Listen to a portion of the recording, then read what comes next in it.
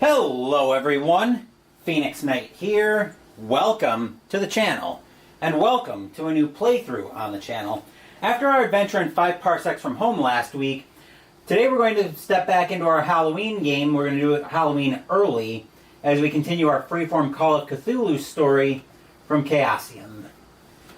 So this one, we're also going to be using the Solo Investigator's tool, but the, what is it called? The Solo Investigator's Handbook is what it's called, as we're working on a story session here. So we've been working with our lawyer friend, Nick Larson, in our freeform scenario. Just to give you a little bit of backstory, in case you haven't watched the first video, first of all, I encourage you to do that at some point, but just to kind of set a little bit of the scene that we've got to deal with here, we were given a package by our best friend, Frank, and we've never really identified Frank. I do have NPCs rolled up here. So Frank gave us this package that he told us to take it to San Francisco to the president of the Silver Twilight Lodge in the San Francisco branch, a woman by the name of Professor Hortensia Hale. As we explored the package in Arkham, we realized that there was a breathing of some kind coming from inside the package. So we still don't know what's in the package, but we remembered Frank's words and we decided, okay, we're going to take this thing to Kansas. We're going to take this thing to San Francisco to get it over to her. But I would say about a day out, so probably around Nevada, we got attacked. The train got attacked by serpent people, and now they have the package and we've been knocked out. So we're going to go ahead and do a bit of setting the scene here. So I will roll for story direction, but I don't think I'm necessarily going to do that yet. I'm not necessarily going to go into the story direction right away. So so the way we'll roll for story direction is we're going to roll a D100, and I'm going to add my current Mythos value, which reminds me of the 4 dials that I've got up here. So I've got 4 dials that I'm using to track different values. The island dial that I've got up there is my sanity, and that's at 28. The plains dial is at 25, that's my luck. So in Call of Cthulhu, you can actually spend luck to manipulate your dice rolls. Say you have a skill check of a 30, like a 30 or something that you need to make, and you roll a 35, for instance. Well, you can spend 5 luck to bring your result down to a 30 and make that a pass. You can't spend luck on luck or sanity rolls, and there's a few other things you can't spend it on. But I've got a copy of the Call of Cthulhu Keeper rulebook in here as well that I'm keeping off camera. And of course, my buddy Cthulhu is up here to help me watch over everything and keep everything straight. 10 is our hit points, that's the forest dial. And then the Marvel Champions dial is our current Mythos value. Right now our Mythos is at 13. So whenever we roll for story direction, we'll add our current Mythos, which right now is 13. So we are going to go ahead and do our story, figure out what our story direction is going to be, but like I said, I'm not necessarily going to run with that yet. So let's see what our story direction is. Adding 82 plus 13 is 95. Uh-oh, so that's going to be in die roll. Is that dice roll? Yes. So 95 is dice roll. Let's see what we get for that. So now we're rolling on this dice roll table. So let's see what we get. This might be something where potentially we could run with it right away. So we're going to roll another D100 to get what we find. Let's see, that's a 75, so we've got something happens with a random event of some kind.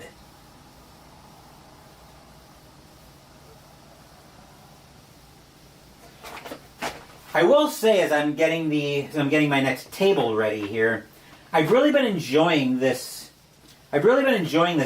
RPG tour, this unofficial RPG tour I've been doing this whole month. Rumors, random event table, that's what I'm looking for. I have really been enjoying this RPG tour that I've been on. 2 sessions of Call of Cthulhu, which I'm doing the second one right now. A session of the Legacy of Cthulhu, which I don't know how I feel about that. Well, I kind of do know how I feel about that one. That was that was kind of a miss, but we'll talk more about that during Pinot with Phoenix.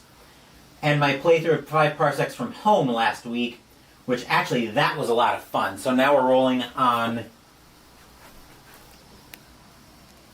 the random event table here. First we got our event, so that'll be another D100 roll. Let's see what we get here. Let's see, that's a 76. Your cat starts to hiss at the wall. Given that the scene I want to set, and I'll explain more of that once I finish getting the story direction, that doesn't really make sense. Because we don't have a cat around us, and I don't think, and Nick wouldn't have had a cat at home anyway. So I'm going to roll for that again. I'll probably have to make a few rolls, or I might just pick something that makes sense. But let's see. Let's see, 60. Knocking at the door, but when you answer, no one's there. You shut the door and head back inside. 10 minutes later, the knocking again. You know what? I could probably run with that, actually. Okay, knocking at the door.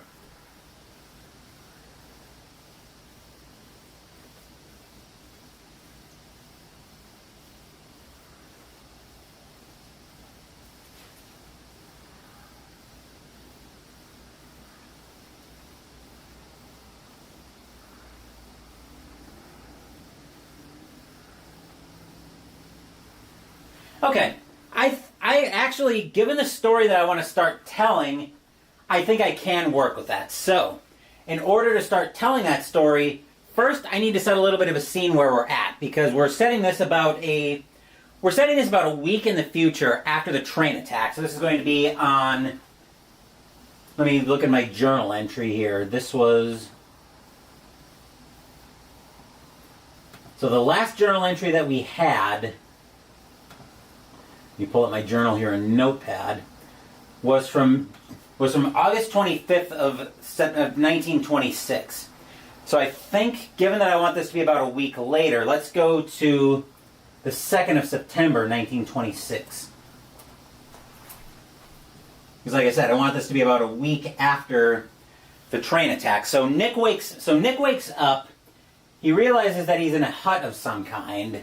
One thing he notices right away is that it's very warm and it seems very humid.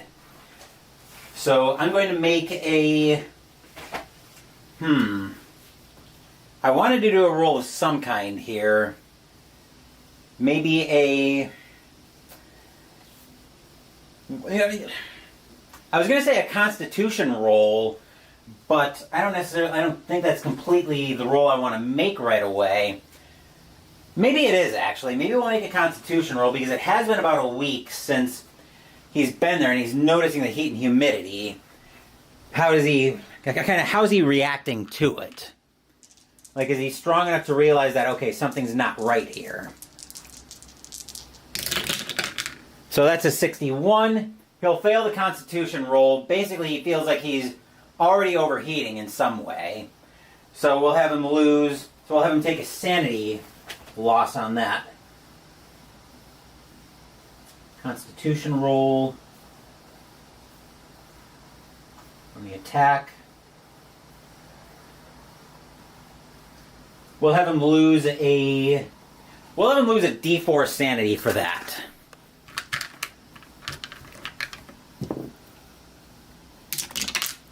He'll lose 4 sanity from that. So he's not holding up well coming out of the attack. So he's been weakened a bit by the heat and the humidity.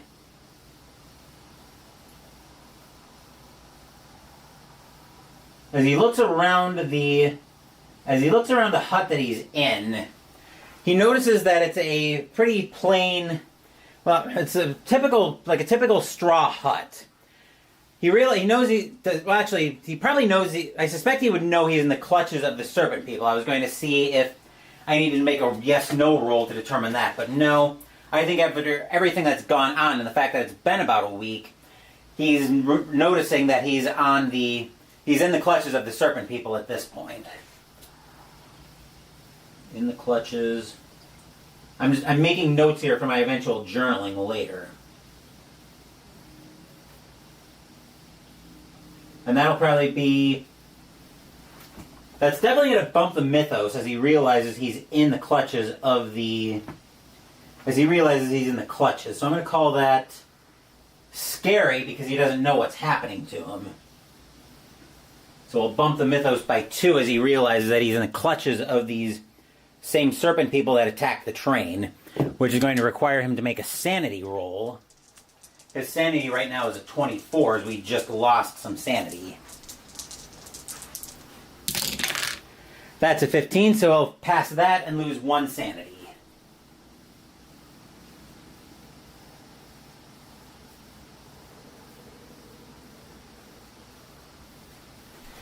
Down to 23. He's almost been a little bit robotic in this whole thing, but he does notice inside the hut that he's got his suitcase there. Well, actually, he probably would have known that and made peace with that earlier. So he's got all his own stuff, and he's changed into his more... Well, he doesn't necessarily have a... Actually, does he have a tire that's... Let's actually ask the question-answer mechanic about that.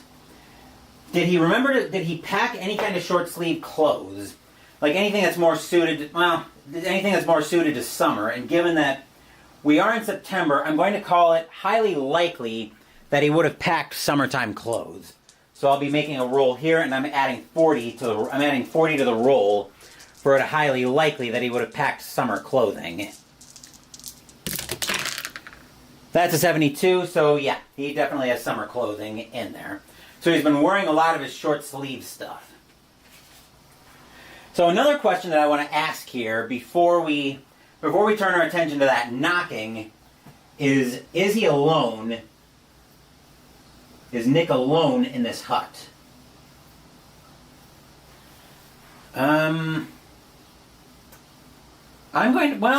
We do have to remember that the train he was on got attacked probably about... Given that I want to have this be attacked when it was about a day out from San Francisco, probably... I don't know my Western geography that well, so maybe right on the border of Nevada and California. So probably about desert land, I think the train was attacked. So I guess that's the question we'll put is he alone? And I'll call it possible either way. So is he alone in this hut? 69, yes, he's alone.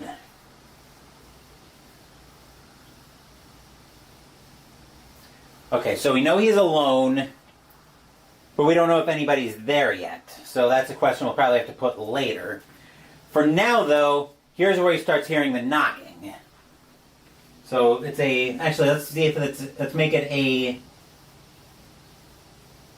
So now we start hearing the knocking. I'm going to make a listen check on this one just to see what he hears, just to see if he can hear anything more, because obviously he hears the knocking, but he's going to make a... So here's the knocking. He's listening to the knocking, but before he goes to the door, he's going to make a listen check at a 20 to see if he can hear anything else from this. Like maybe there's a whisper or something at the... Like there's a whisper or something at the door he can hear. Yeah, I was thinking about making some kind of other penalty with this, but I think a straight listen check is going to be fine here. So his listen is a 20. That's a 44, and I don't feel like spending 44 luck. So he doesn't hear anything else from the... So he doesn't hear anything else on the knock. He goes over to the door. So he goes over to the door to answer it, but before he can, there's nobody at the door when he gets to it. He realizes, okay, that's a little bit weird, goes back to what he was doing, trying to figure out his current situation. But 10 minutes later, he hears the knock again. Once again, he's going to make a listen check, and this time, because he's now aware of the roll, because he's now aware that something's going on. So this is 10 minutes. So this is 10 minutes later. I'm going to make another listen check, but this time, since we know there's something going on, I'm going to give him a bonus die on this one, since now he's kind of in tune of, okay, something's going on. So the way the bonus die works is I'm going to roll my D100 skill check like normal, but I'm going to roll my tens die twice and take the lower of the two. Once again, his listen is a 20. That's an 8, so he'll actually make a hard success on this one. That's a 78, so he passes because of the bonus die. So a hard success. Which means the hard success tells me that he can make out clearly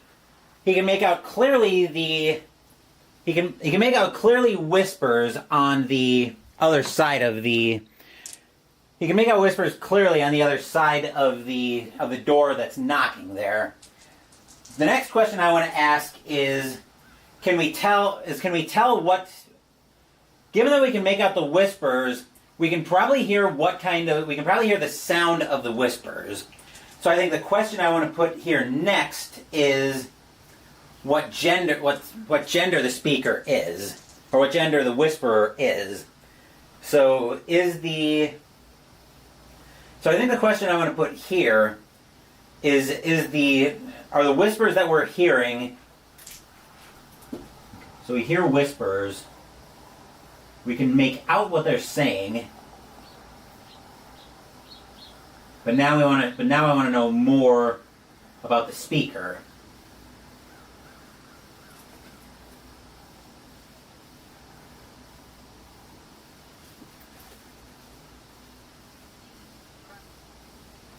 So we know the speaker. So the question I want to ask is on the question answer mechanic is the speaker. I think the first question is the speaker human?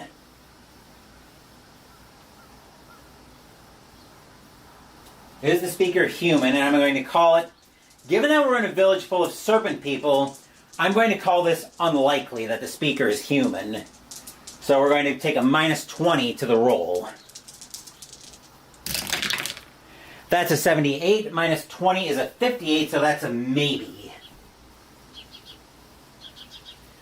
How do I want to clarify that? Do I want to roll it again, or do I want to go to the verbs table?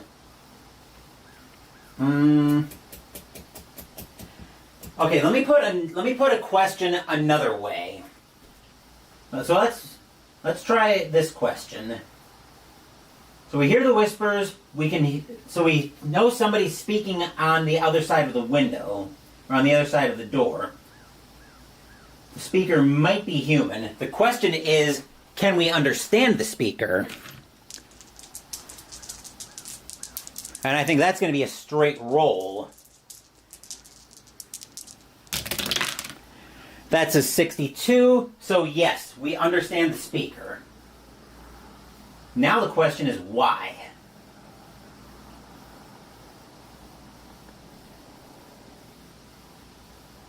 And I think to figure out why we understand the speaker, here I am going to go to the verbs table to try to get some clues on why we understand the speaker.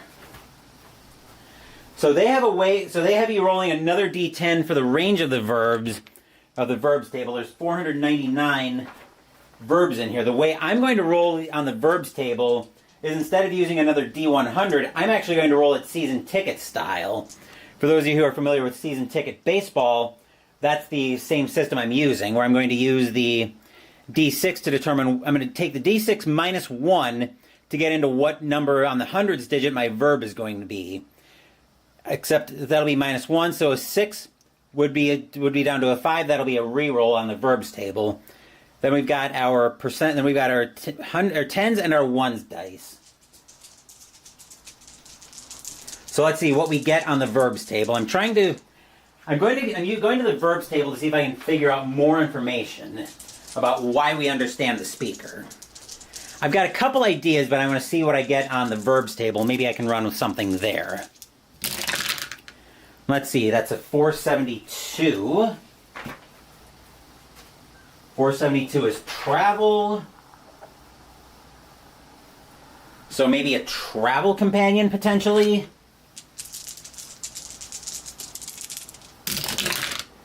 $677, except that'll be a 577, that'll be a reroll. Oop. 377, because the 4 minus 1. 377, prophesize.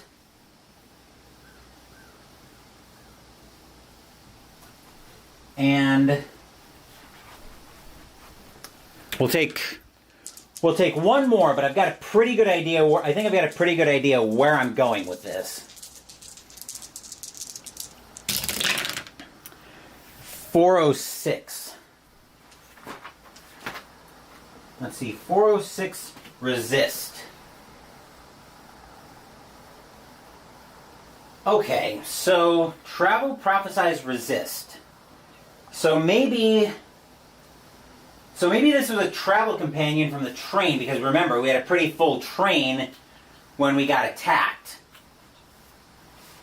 So maybe travel companion from train who's making a prophecy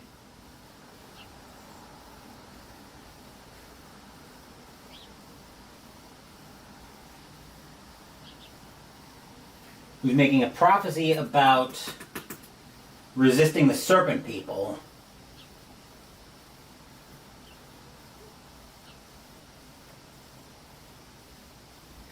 Okay, so I think the next question I want to ask. So at this point, the speaker's probably human, because I don't think the serpent people at this point would be talking about too much resisting the serpent people. So at this point, I think the speaker is probably human.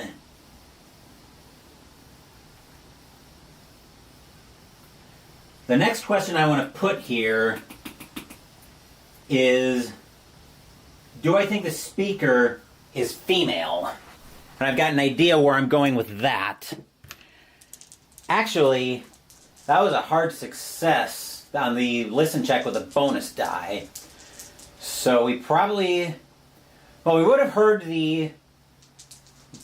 Yeah, we probably would have been able to tell from that, but now I want to figure out, okay, is the speaker female? That's, for flip's sake. 58, I'm not taking a maybe back to the verbs table on this one. So I think here... So I think for this one, we're going to roll that again, because I'm not taking... On a maybe like that, I'm not taking a roll... I'm not taking a maybe roll into this story. 24, no. So the knocker is not female. So it's male at that point. So we go to open the door. So at this point we go to open the door.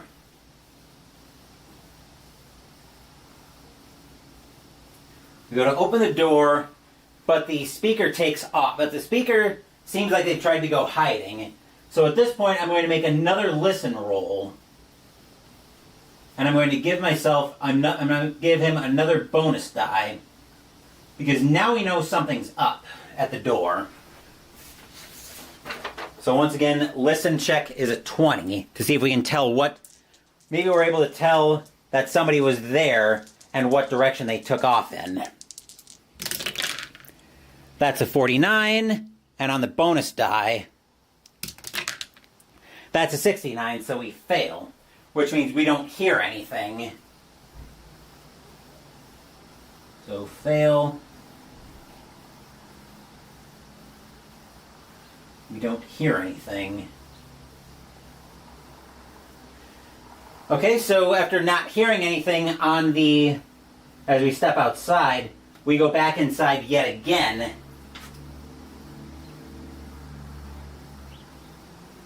actually, before we go back inside, we'll take an opportunity now that we're outside to survey our surroundings.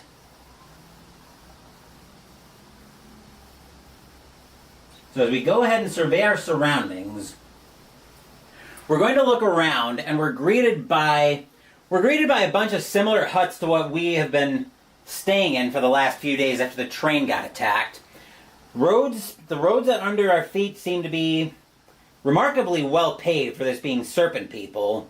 We wouldn't think that they would need roads. They probably would like having a little more rugged terrain, I would think. But no, it seems like they're able to move around just fine.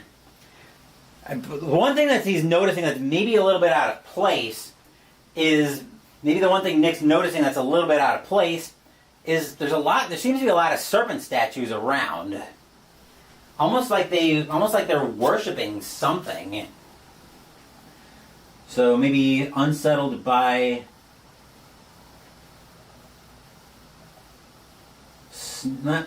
like serpent statues. That'll bump the Mythos up by another 1, I think.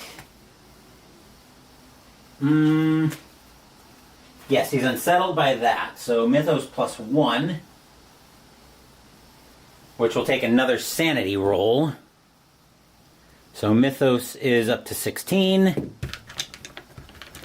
And our sanity roll is a 23, which we fail miserably on that, so we'll lose D4 minus 2 sanity on that.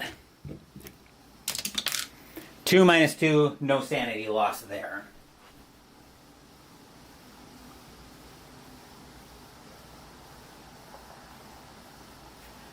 Okay, so we go back inside after surveying all of that.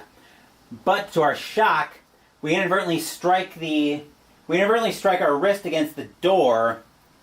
Actually, with a straw hut, we probably wouldn't notice anything there.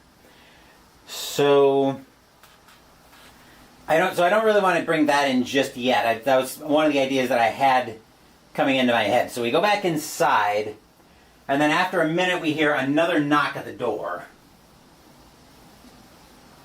So at this point, this time we're going to make a dexterity roll to see if we can get to the door to stop the person from running away.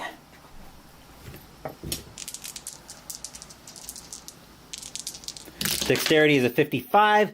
That's a 72. So we can't get... Actually, we probably would make that roll... I didn't say a bonus die at the start of that. So we fail the roll. So we try to open the door again, but the person runs away. So as we get outside, let's make another listen roll with a bonus die again.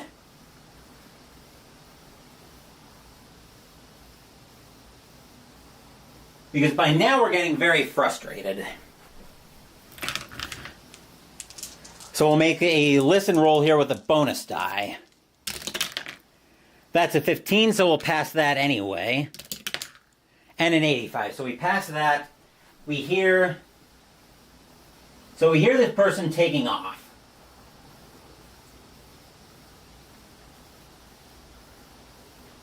So we hear the person taking off.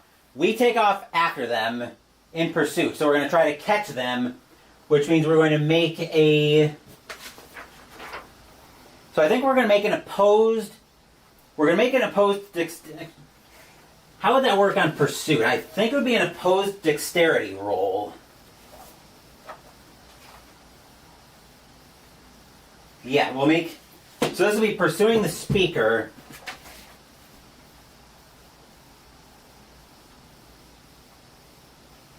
We'll make an opposed dexterity rolls. The person's running away from us versus we're trying to catch up to them.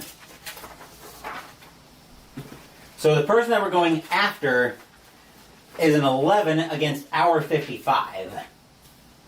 So this is going to be round 1. So we're taking off after them, and now we're making the opposed dexterity roll. So that's a 9 for us, which is an extreme success. Which 9? Yes, that's an extreme success.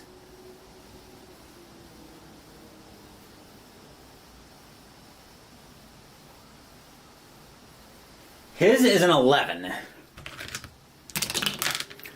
That's a 75, so that's a fail. So we pass the first roll to eventually start catching up. But we're making up ground, but we still have some room that we need to go. We still have some ground that we need to make up. So we'll make a round 2 of a pursuit roll on an opposed dexterity check. That's a 27, which is just barely a hard success for us. His is an 11. That's a 92, so he fails, which means we're making up ground. And now we're going to try to finally catch him and take him to the ground. So I'll roll a third opposed dexterity check. That's a 55, which is a normal success. That's actually right at the top of being a normal success. Versus... That's a 92, so he fails again, which means we're able to catch him and take him to the ground. This hooded speaker. So this hooded speaker, we catch up to him, or this hooded person, we catch up and take him to the ground.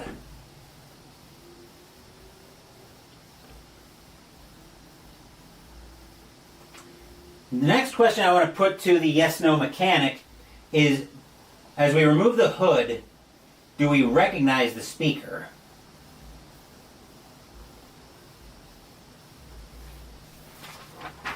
So let's see if we recognize the speaker or not.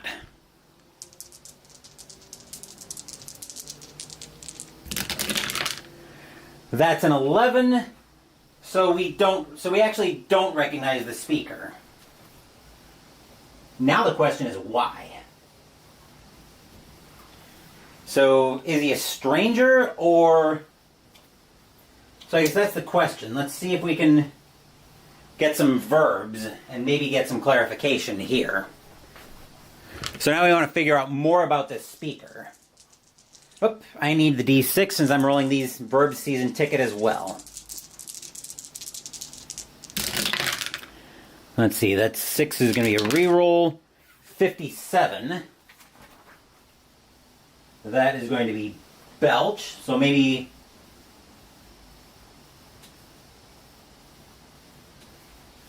I could probably do something with belch, but let me see what I pull on the other verbs. 6 is another reroll.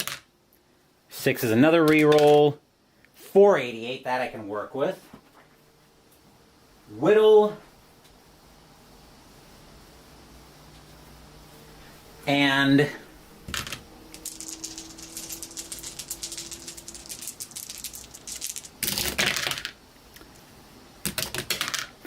$97. Choke. Belch, whittle, choke. What do I want to do with those?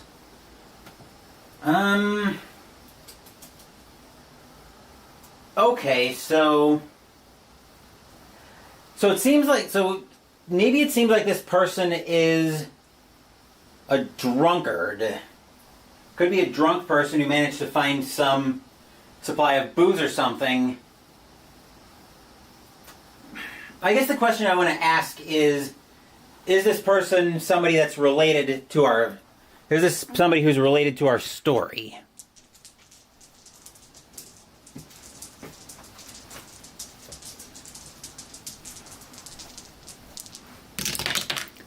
That's a 19. No, this person is not related to our story.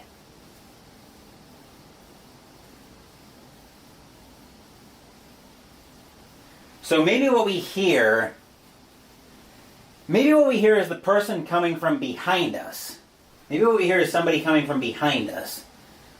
We hear a voice, we hear a male, actually, let's roll a listen check. Let's roll another listen check. As we're dealing with this person, do we hear anything else, or are we so focused? This time I'm going to take a straight roll because we're focused on this person who we've been dealing with.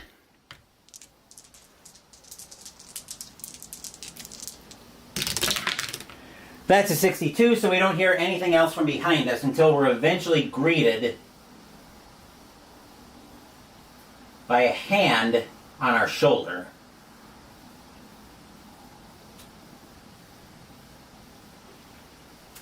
And we're startled,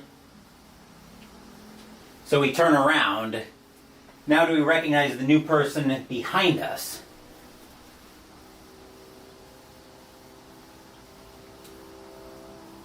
So maybe that belch, whittle, choke could have been a drunkard from the train who thought it was funny. So do we recognize the new speaker? Do we recognize the new person? Given that it's a hand on the shoulder, probably human.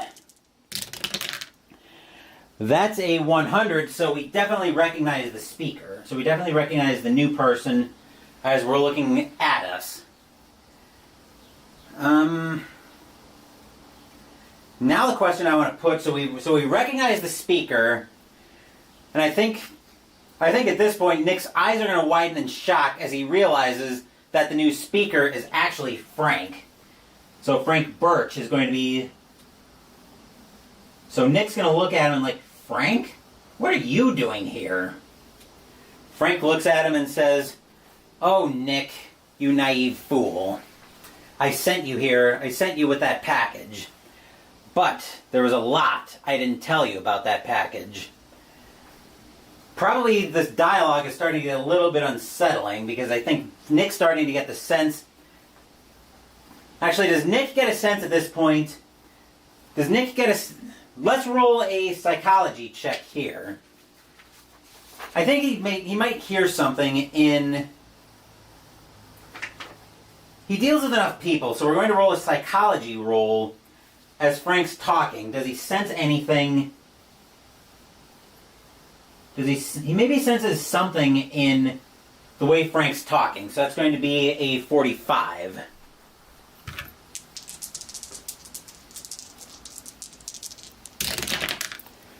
That's a 50, so we are going to spend 5 luck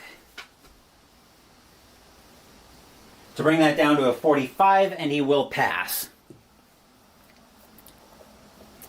So he senses something. There's maybe a flicker of fear or something in Frank's voice. Nick looks at him and asks, "Frank, what's wrong?" And Frank realizes that he can't do this anymore. He was going to try. So Frank starts talking now. "Nick, I'm so sorry. I got you wrapped up in this whole ordeal, but now we're both in this." And at this point, Frank actually reaches out and Frank actually extends the sleeve of his shirt to reveal a bracelet of some kind. Nick looks at him and he's like, "What is that?" It almost looks like a snake-like bracelet. So a snake bracelet. So it's a bracelet decorated like a golden snake almost. That's around his wrist. Frank looks at Nick and he's like, "You have one too there." And now Nick looks down. Suddenly he becomes aware of it, and now that's going to be at least an unsettling roll, possibly more. Let's make that terrifying, actually. So terrifying to discover that bracelet, which will bump Mythos +5.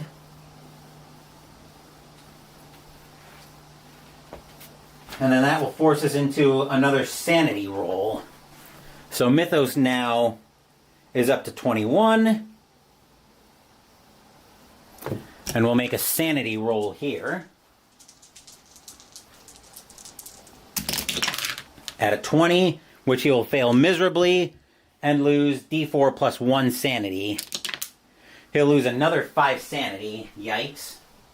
That's not good for Nick. So his sanity right now is down to 15. Nick is very much shaken by discovering that he's got this snake bracelet on his wrist. Frank can only say, "I'm so sorry, I got you wrapped up in this whole thing. But the package, I had to bring the... But I was told to have the package sent to somewhere in... Have the package sent somewhere so that the train could be attacked. But this bracelet acts as a way to make sure we can't leave the city." Nick's like, "What are you talking about?" Nick looks over there and says, Do you see the city borders over there? I overheard the lizard people talking to me about this earlier, where the bracelets apparently were to keep they managed to fashion every human on that train with one of these bracelets. Several have already tried to leave the city. They're all dead already. Apparently, from what they were saying, apparently the bracelet releases a lethal amount of venom into their veins. I was able to understand it because there's a trace amount in the venom. There's a trace amount of venom in my system, so I can understand them. But otherwise, I don't really want to run into that. Nick asks, "Is there a way to get the bracelet off?" So we're going to make an occult roll to see if there's a way. I don't think I want to make an occult roll just... Actually, you know what? Let's ask this question because So I have a couple questions that I want to ask here. There are 2 questions I'm going to put to the yes-no mechanic. The first question I want to put here is, we've got this bracelet, and Frank's already revealed that because of the bracelet that we have on, we can understand the serpent people. Does that also work in reverse? So, make a note here. Trace amount of venom. We don't know how this works, but it does. Trace amount of venom allows us to understand serpent people.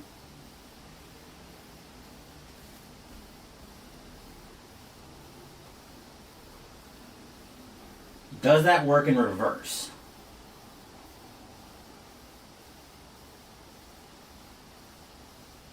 In other words, because we can understand the serpent people from the trace amount of serpent blood, of serpent venom in our veins, does it work in reverse? And I'm going to call that likely, so we'll add 20 to this roll.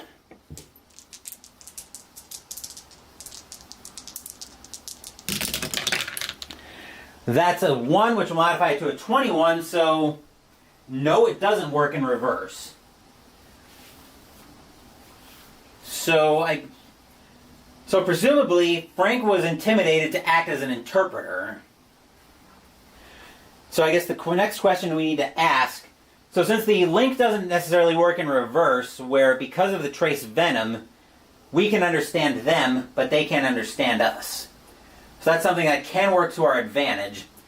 I guess the next question we need to ask, well, I don't necessarily want to ask that yet, but we are definitely going to walk around the village a little bit more and get our bearings.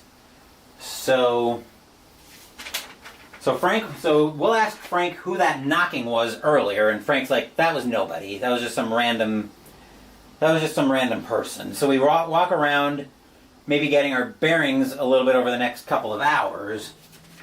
So now I think is going to be a good time to start journaling here. So we'll take so the stream will go into, I'll put the stream into Be Right Back, but I will be around to interact with chat while I'm making this next journal entry. Then we'll have a little bit more story, then we'll go into our next entry. So, stream going into Be Right Back.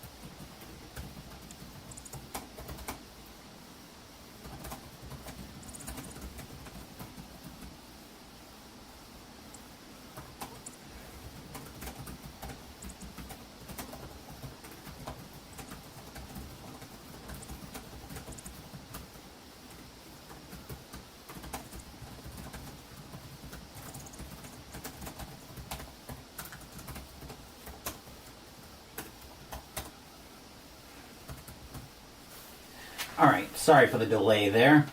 I was just typing up the journal entry from this first episode, or from this first sequence of events. So here's the journal entry. It had been almost a week since the train was attacked by the serpent people. I had no idea where I was, but I knew it was somewhere tropical by the high heat and humidity around. This was a stark contrast to just outside California, where the train was attacked. As I came to, I heard a knocking at the hut door. I went to answer the door, but there was no one there. I chose to ignore it and went back inside. I heard it again later, and tried to listen closer to discern any more clues, but I couldn't hear anything. I was apparently in the clutches of the serpent people, and I could hardly tell what was going on due to the heat and humidity. It's never like this in Arkham. I looked around the hut I was in, but I was alone. I heard more knocking, and after the fourth time of the knocking, I could hear whispers, but I couldn't make out what the person was saying initially. A closer listen revealed some kind of resistance to the serpent people. I had no idea what that meant, but the speaker was definitely male. I went to the door again, but again, there was no one there. Before going inside again, I took a chance to survey my surroundings and was shocked by all the serpent statues around me. I went back inside and heard the knocking yet again. This time I rushed to the door, but couldn't stop the person from running away. But I did hear them take off deeper into this city. I was surprised at how well kept the roads were here. I chased after the speaker, and why he was wearing a hood I didn't know, and caught up with him. He seemed crude, like he might have been another passenger on the train, possibly a drunkard, but I didn't recognize him, and I was so engrossed, I was surprised by a hand on my shoulder. To my shock, when I turned around, the new person was Frank. He started talking like he was now opposed to me, but I sensed a flicker of fear and managed to persuade him to help me. He revealed that he was wearing a serpent bracelet of some kind, and he pointed mine out as well. I'll add that here.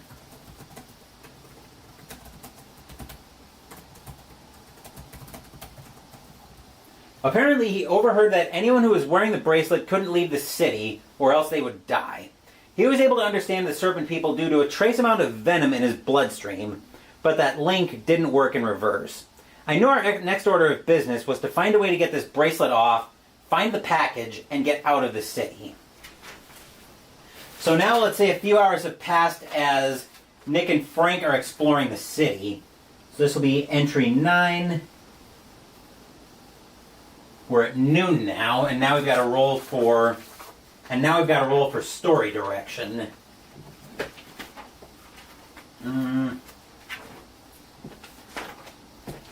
Let's see. Oh, right, here we go. Take a quick drink of my Crystal Light before I roll story direction.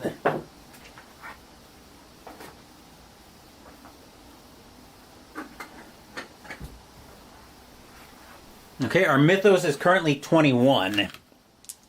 So whatever we get here, we're adding 21 to that roll. That's a 17 plus 21 is 38. So development.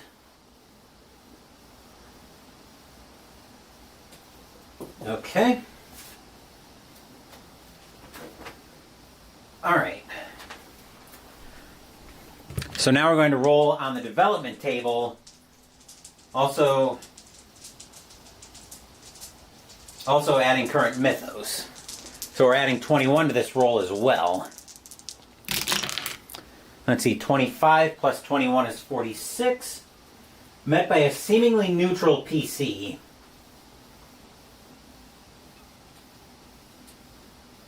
Okay. Alright, so we're continuing to walk around the city for a little bit.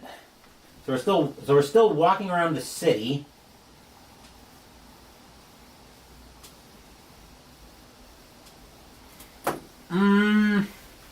Let's make a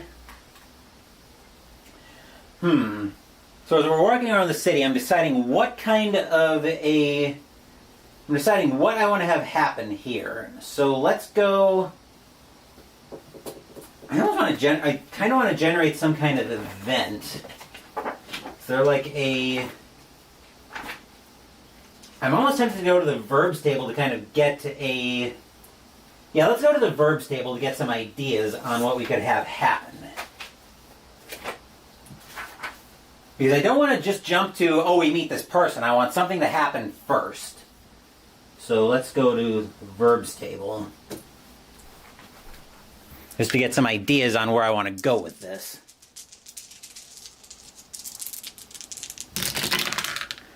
Let's see, 82. Break.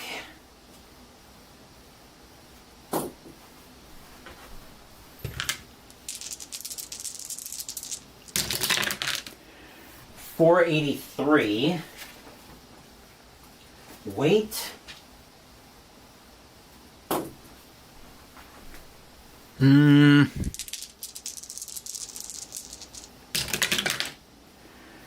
$317. Kiss.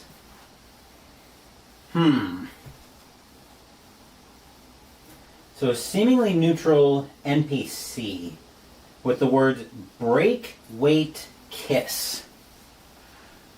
Okay, so maybe we're walking around. So maybe we're walking around the Serpent People city, and we see one of the statues break. So a statue breaks. which will trigger it. Let's trigger a dodge roll for both of them. Right. Dodge is going to be half dex. So statue breaks. This triggers a dodge roll. I'll roll it for both Nick and Frank.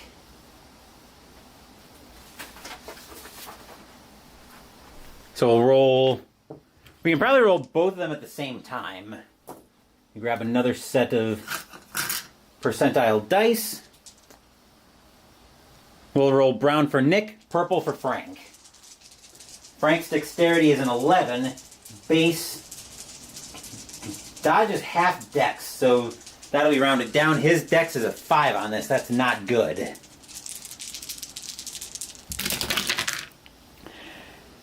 He will fail miserably.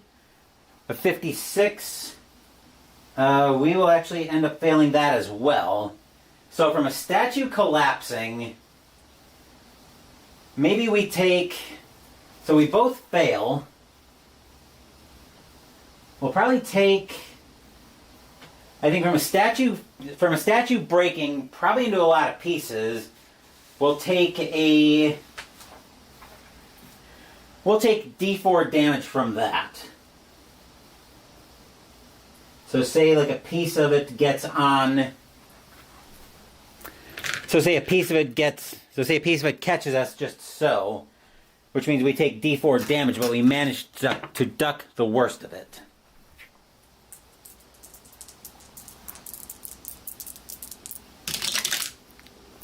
Two points of damage for us, 3 for Frank.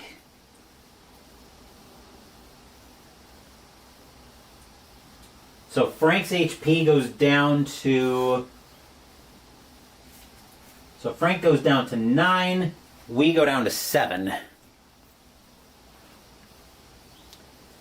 then that statue breaking was pretty unsettling, I would say.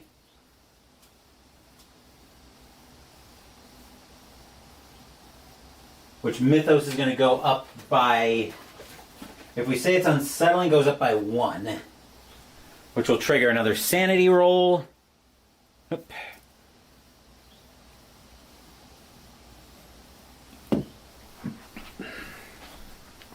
So we'll have to make a sanity roll here. Which we fail miserably on that. And unsettling is D4 minus 2. Which that's another no sanity loss.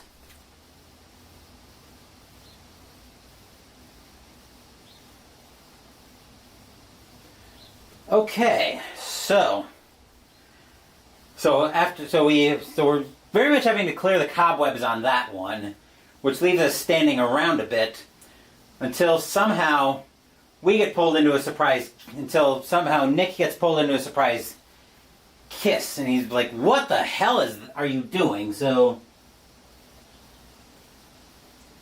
I guess now we need to find out about our ambush.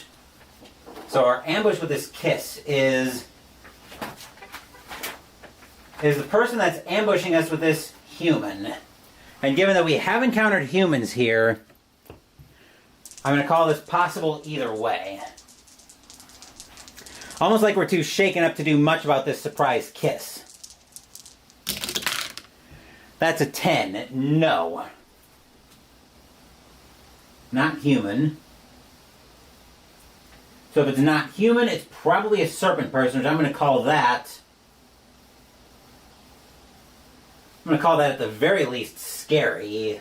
Let's go terrifying with that. Which will bump Mythos plus 5. So we're up to 27 Mythos.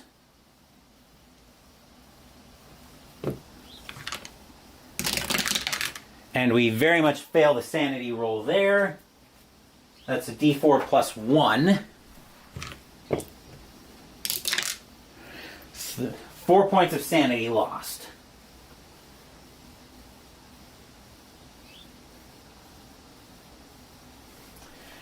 Alright, so 4 points of sanity lost brings us down to 11.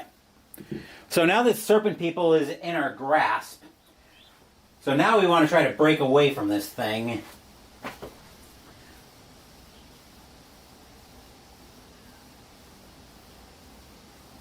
All right, so here's the question. So the serpent person's got us in our grip. Can Frank find anything to maybe help us break away? Like maybe this piece of statue, like maybe this statue gave us something to, maybe the statue just broke into pieces. Maybe something survived it.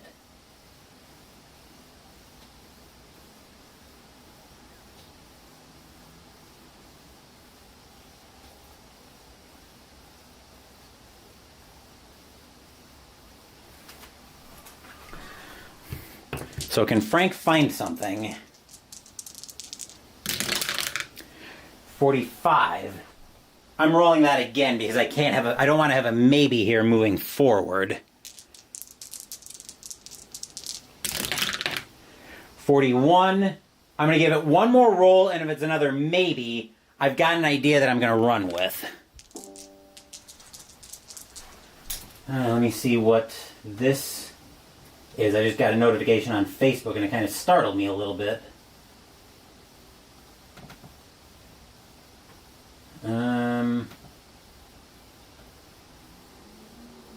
Okay.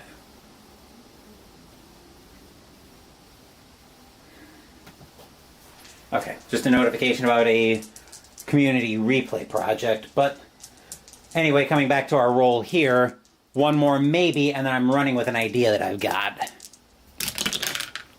42. Okay, so I am going to run with an idea.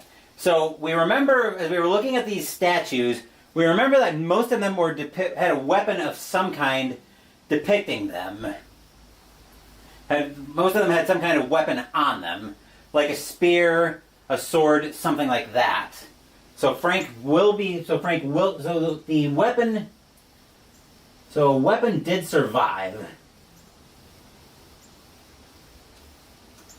And Frank goes to... So a weapon survived. Frank goes to... Tries to attack the serpent person.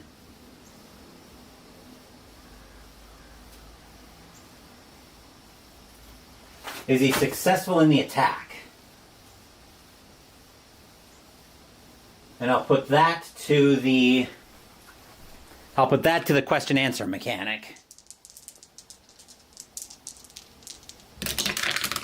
16. No, he's not successful. Which means the serpent person... So the serpent person still has hold of us.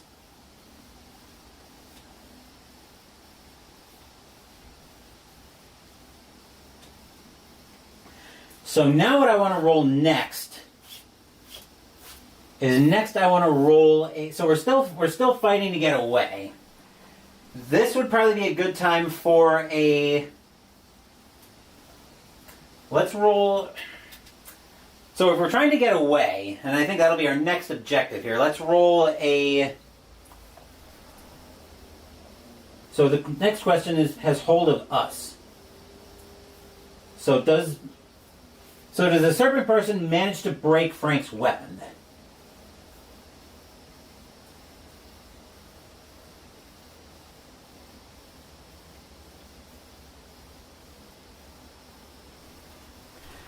I'm going to call that... These serpent people probably have abnormal strength, like maybe higher than a human. Actually, I've got the Malleus Monstrorum here. Let me see if I can find some characteristics about the serpent people in terms of their strength. Maybe that will give me some ideas. I am so glad I held on to... I'm so glad when I was purging my Call of Cthulhu books a couple of years ago, I held on to the Malleus Monstrorum. Because I figured I was going to need monsters of some kind. Let's see, serpent people...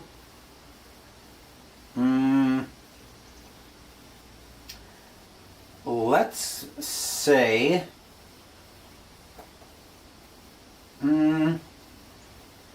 Let's have the serpent person roll an intimidation check against Frank to see if Frank runs away. So the serpent person's intimidation... Serpent people intimidation is a 60. That's a 30. That's a hard success. Frank drops the weapon and takes off.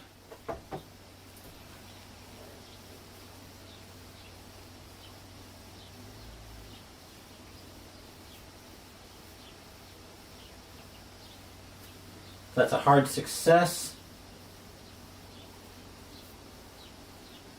Frank drops weapon and runs away.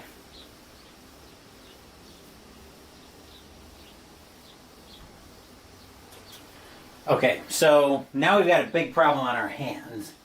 So we're going to roll a... So now we're going to do an opposed...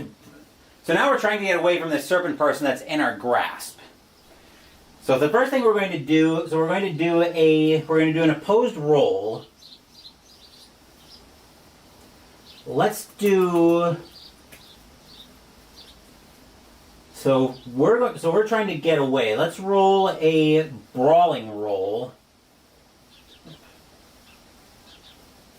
Brawl for us versus a... Do I want a grapple here? I'm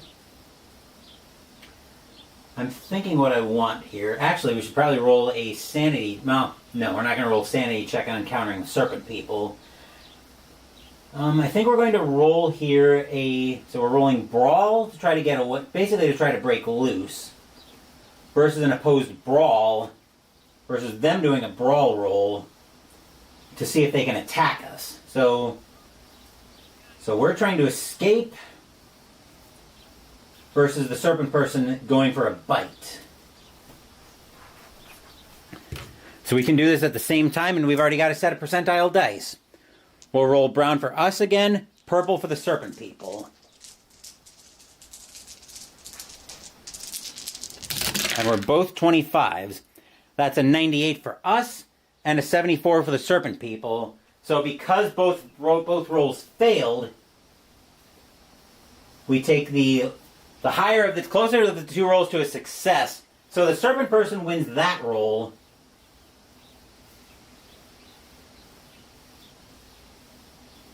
And we'll do... So, is there anything here about a 35%? So damage 1d8 plus poison. Okay, so because he won the roll, he's going to just get his attack. So we'll take a d8 in damage. So the serpent person will deal 4 damage and poison. So 4 damage that's on the bite, which takes us down to 3 health. And then we have to succeed at an extreme constitution roll. So extreme constitution,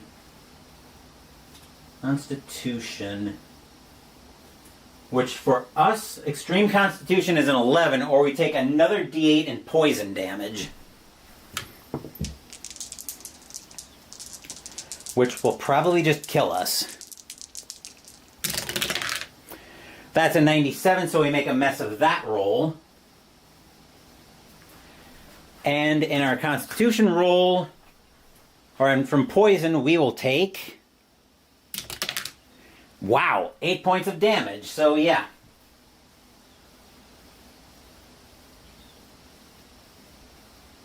Which means we have been consumed by the poison of the serpent people, and now Nick Larson is officially dead.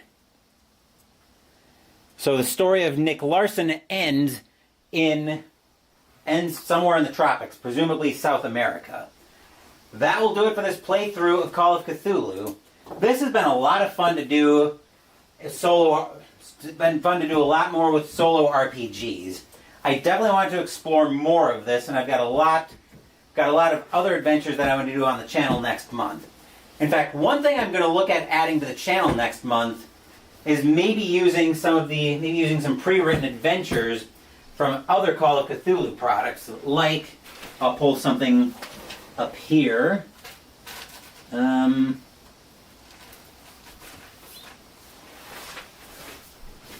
Maybe digging into some of these books that I've got, like Doors to Darkness, which has a lot of pre-written adventures that are great for beginning keepers.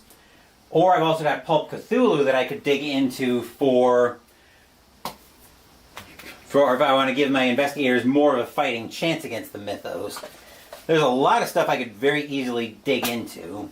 And I've got a few other systems that I want to touch on. I mentioned briefly when I was playing Call to Adventure on Friday that I also have Dragon Age tabletop RPG that I want to dig into. I've got the Mythic Game Master emulator that I want to try out with that as well. So we've got some options. So we got a lot of stuff to dig into on the RPGs, and I definitely want to do more with tabletop RPGs, but I'll have more on that during Pinot with Phoenix at the end of the month. Anyway, that will do it for this playthrough of Call of Cthulhu. Got a lot of stuff coming up on the channel. Tomorrow evening, we will have Super Bowl 7 in my 1972 NFL season replay of Momentum Football. After Conference Championship Saturday, the Super Bowl is all set. We will be at LA Memorial Coliseum as the Dallas Cowboys will be taking on the Oakland Raiders. Wednesday, we will be playing game number 9 on my TAC-UP Wargaming list as we play Tally Ho from Historic Wings.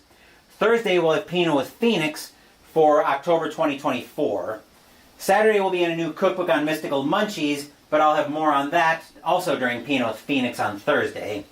Next week, we'll have a brand new debut game on the channel. I'm going to double check what company it's by. Opening closet door.